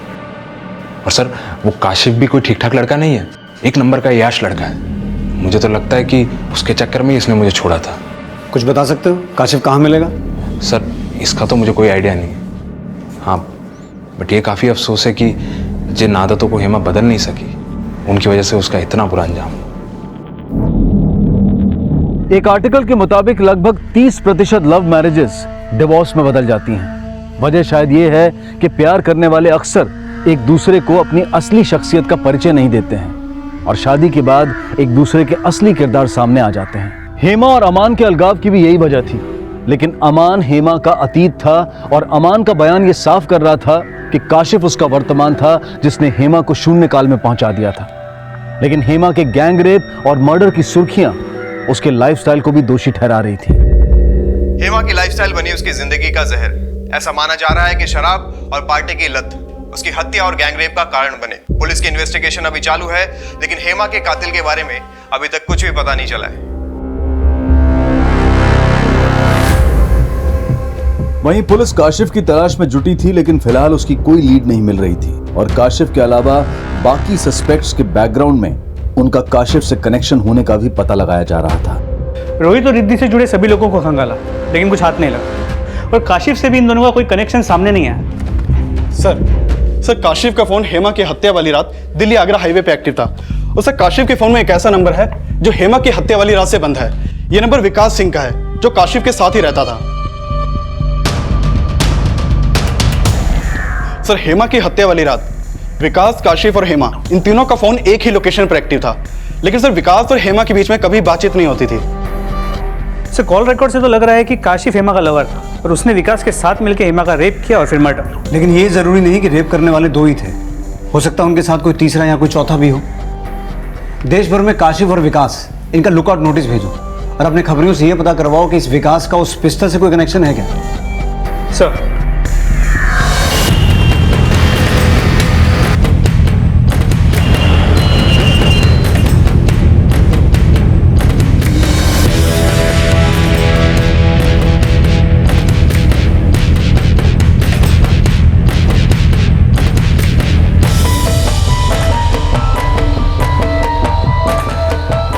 ठीक है सर, काशिफ और विकास को मुंबई में लेके जाने की इन्फॉर्मेशन मिली। इन्फॉर्मेशन मुंबई पुलिस से शेयर करो और मुंबई जाने की तैयारी करो। सर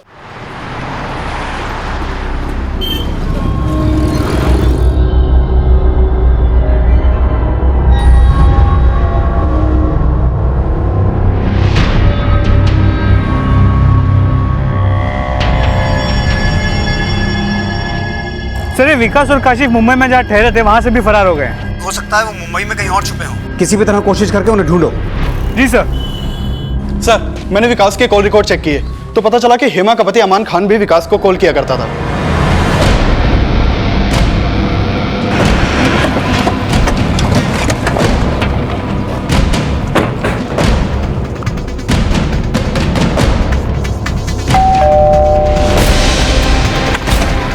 जी अमान कहाँ है? अब वो तो घर पे नहीं है, काम से बाहर गए हुए हैं। घर का कोने कोना चेक करो। तुम ऊपर जाओ, अंदर चेक करो। जी अंदर कहाँ जा रहे हैं? हमने कहा ना घर पे कोई नहीं है। फिर कहाँ गया है?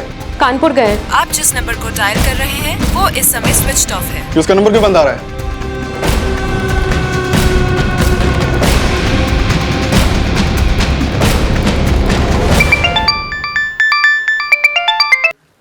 हाँ यादव। सर अमान भी गायब है। उसकी बीवी ने बताया कि वो 2 दिन पहले कानपुर गया था, लेकिन उसका नंबर भी बंद आ रहा है।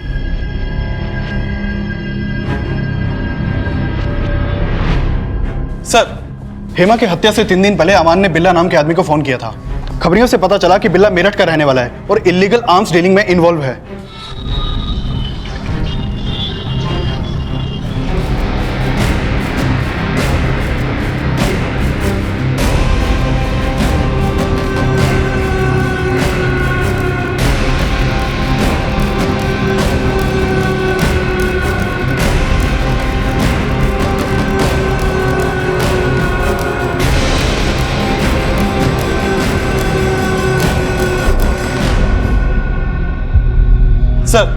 सर नोएडा में एक दरगाह के पास बस स्टॉप पे अमान को देखे जाने की इंफॉर्मेशन मिली है।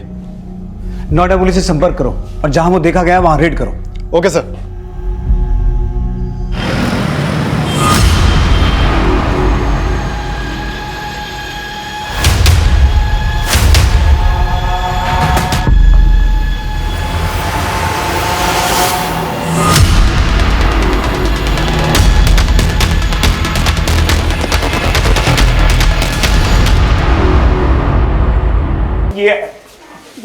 सर मैं कुछ नहीं किया सर। ठीक है नहीं है सर।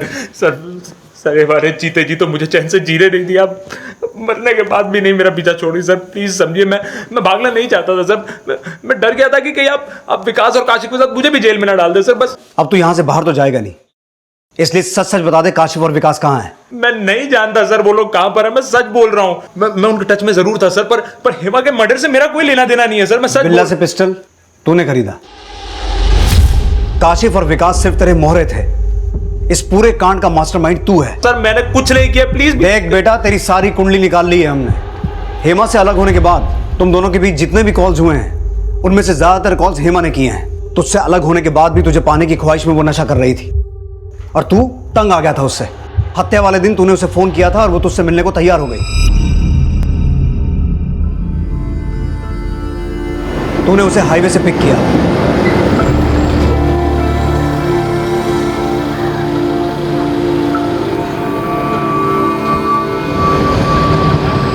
काशिफ और विकास का फोन पलवल की तरफ ट्रैवल हुआ, इसलिए प्लान के मुताबिक तूने काशिफ और विकास को पलवल से पिक किया।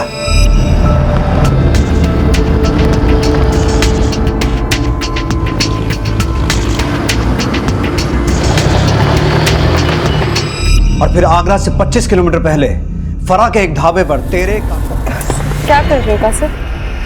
कासिफ? अमन! कासिफ!